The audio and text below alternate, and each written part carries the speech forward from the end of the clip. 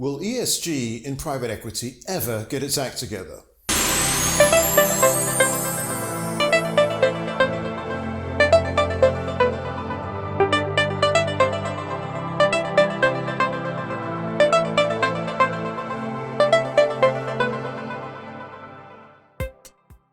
ESG stands for Environment, Social and Governance. In the last 10 years, the need and desire for ESG considerations to be incorporated into investment decisions has accelerated, just as various initiatives to develop ESG standards and procedures have multiplied as well. This creates a new class of ESG experts, self-styled or otherwise. Private equity has also been impacted. No private equity conference is now complete without an ESG panel discussion, usually the one with the vague statements and contradictory views, and folks hawking their consulting services. Let's look at some of the ESG protocols out there. Are you kidding me? I have to read that stuff as well as manage my fund? I mean, look at it. There's 35 conventions, and the list is not even complete.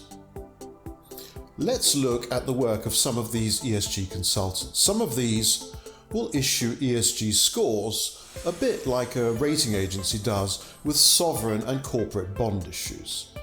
Here I show you an example from 2019 of the rating performed by 5 different ESG consultants on 8 major corporations. Look at the results. I mean, this is not serious. So where does the private equity industry stand with this? A major development institution, CDC, admitted that implementing ESG is a problem for private equity fund managers. A survey by PwC showed that although over 70% of funds incorporated ESG into their due diligence or investment analysis, only 15% tried to measure the impact of implementing good ESG on their financial results. This suggests that fund managers are going along with ESG as a compliance exercise without taking it seriously as a value-creating tool. So it looks like we are in the land of the blind with a few one-eyed consultants trying to be kings. The only way we can really advance this is to advance our knowledge so that ESG becomes something whose impact we can measure properly. When I say properly, I mean directly. Of course, if I do a lot of good ESG in my investments, it won't do any harm and may even increase the value of my investment, but how much compared to not doing it? That's the question we have to answer. Let's look at where we are today. I take 3 types of calculations: externalities, impact investments, and ESG investment. First, my externalities calculation. This is a fairly well-known methodology pioneered by the IFC in the 1990s. My investment project has a return of 15%. To this, I add the wider benefits of the new investor paying employees better wages and giving them training, improvements in the supply chain, perhaps as a result of supplier technical assistance programs, and more corporate taxes paid as the profits of the company increase due to my better management. These are benefits that accrue to the wider society and total 9%. Second, my impact investment calculation. This is a more recent methodology with various standards in existence, such as, for example, the IRIS standards of the Global Impact Investment Network. I calculate my return on investment as 15%, but now my benefits to society are measured in a customized way using social metrics instead of financial metrics like in the previous example with IFC's methodology.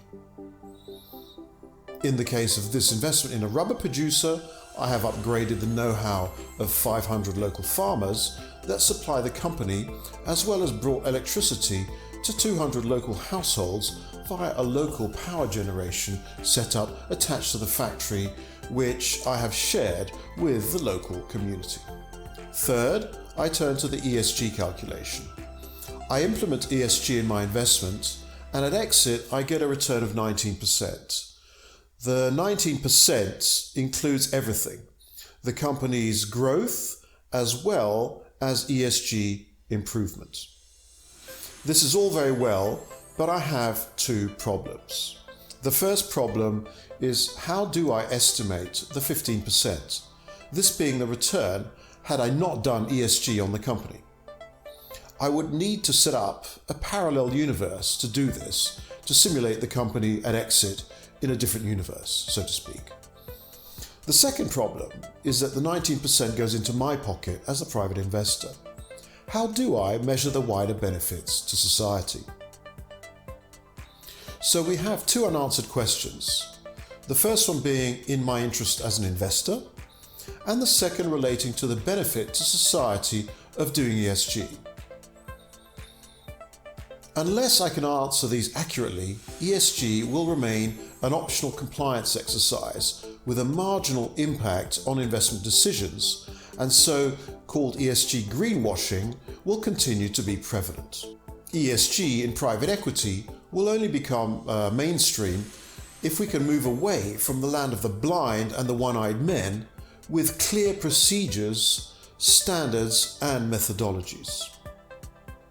Ultimately, private equity fund managers will most appreciate standards which are firstly consistent, and secondly practical, and thirdly which are issued by their own professional associations like ILPA or IPEV, who speak their same language and with whom they are more comfortable. So, let's get to work.